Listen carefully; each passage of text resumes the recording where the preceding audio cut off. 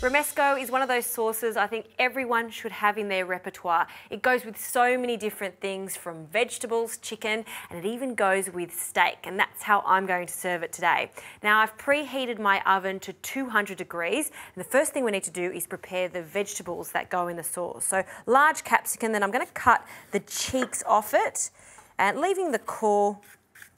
That's just the fastest way of doing it. And then the second one. Fabulous. And then I'll grab a tray that's been lined with some baking paper and we'll just place them on. They don't need to be perfectly chopped because this is going to be blended once it's cooked. The aim here is to get as much colour on these vegetables as possible, because the more colour, the smokier it's going to be to achieve a beautiful flavour. Now I'm going to take this one step further by basting it in a tomato and smoked paprika sauce so we get an intense flavour. Tomatoes I'm going to leave whole. We'll just pop them on our tray. And also 4 cloves of garlic left in their skin. The skin is almost going to act like a blanket, so it's going to protect the garlic flesh. So we want them to stay in their skins. And now for the tomato-based sauce. So tomato paste into a bowl, along with a generous amount of smoked paprika. Now this is an olive oil based sauce, so we want a generous amount of olive oil and a good quality Australian extra virgin olive oil. 1/4 cup of this olive oil can go in, and this is going to bind everything together. Also, I'll need a good pinch of salt, so 2 generous pinches, and some freshly cracked pepper.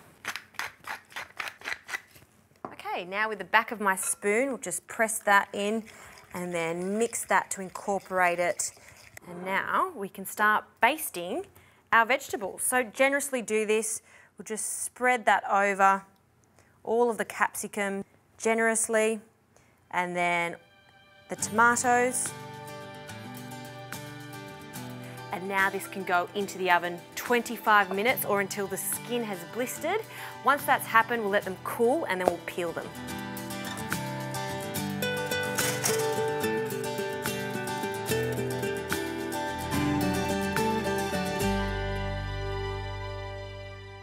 The vegetables have come out of the oven. How good do they look?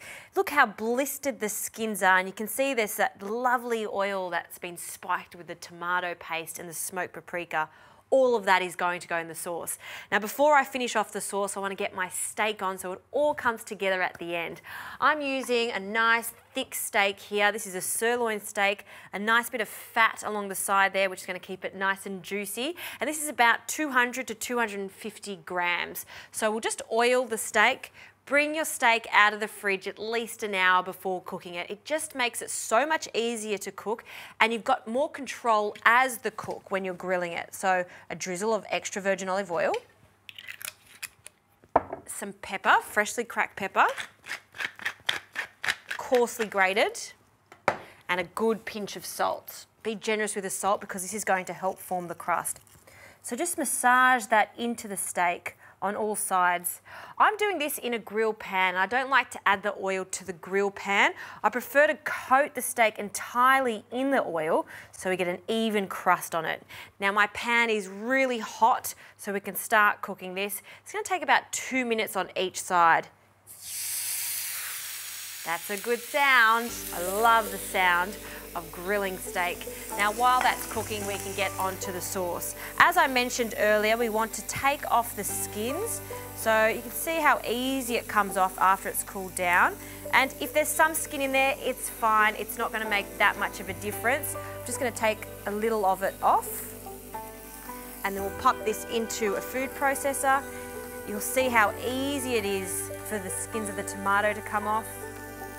To make this even easier, you can place a bit of cling film over the tray and that'll sweat the vegetables. But like I said, I don't mind if some of the skin stays on.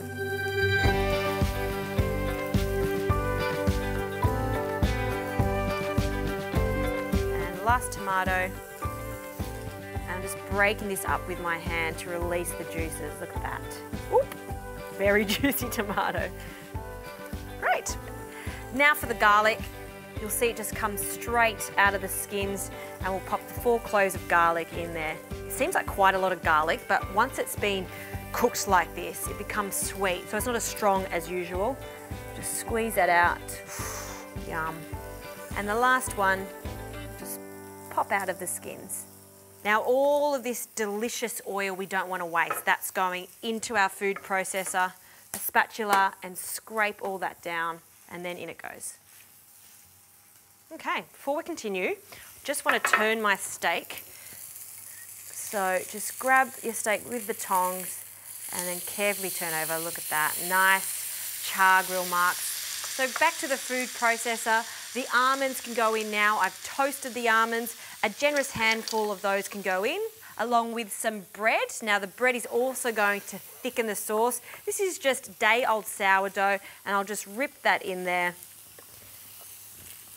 This makes quite a lot of sauce and it keeps quite nicely in the fridge. So if you don't use it all up with your steaks this time around, you can use it the next day. And I'll add some sherry vinegar. I'm using sherry vinegar because it is used quite a lot in Spanish cooking, but you could use balsamic or red wine vinegar. And now some parsley that I'll just rip in there. Stalks and all is fine. Another pinch of salt, and now I'll blend this until a thick paste forms. Then I'll loosen it up with some extra virgin olive oil.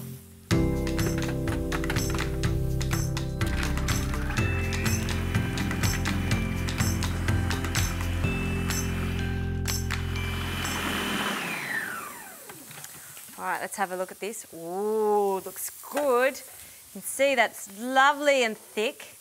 That's what we're looking for, but I want this to become glossy now, so extra virgin olive oil, a good glug of it, 3 tablespoons. I'm using a robust one because I want to taste the flavour of the olive oil in here. So 3 tablespoons. The lid can go back on, and another pulse.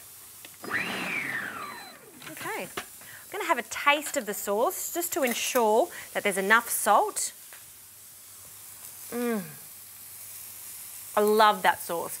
It is delicious and I can taste the olive oil, which is what I'm looking for. Okay, I'll take this off the motor.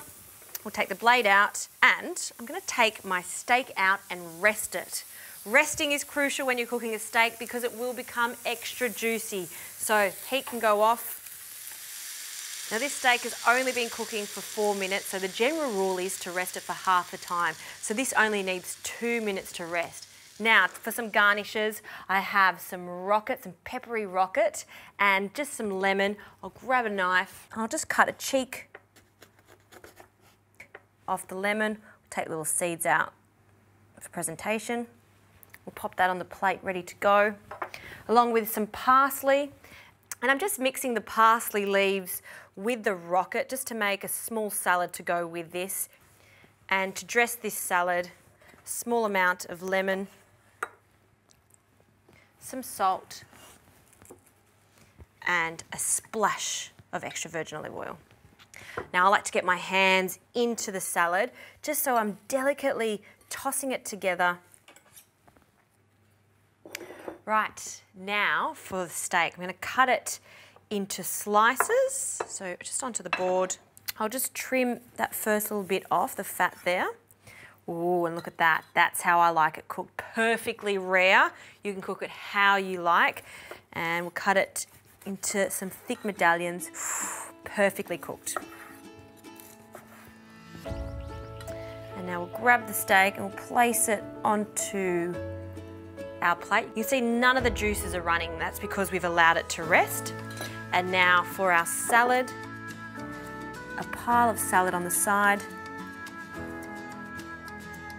And finally, our hero sauce, the Romesco sauce. A spoonful of it straight onto the steak. I love it that much. I'm going to add 2 generous spoonfuls of the Romesco. There you have it. A very simple dish to do. It goes really well with steak, but it also goes with chicken and vegetables, you name it. Romesco is the one to keep in your repertoire.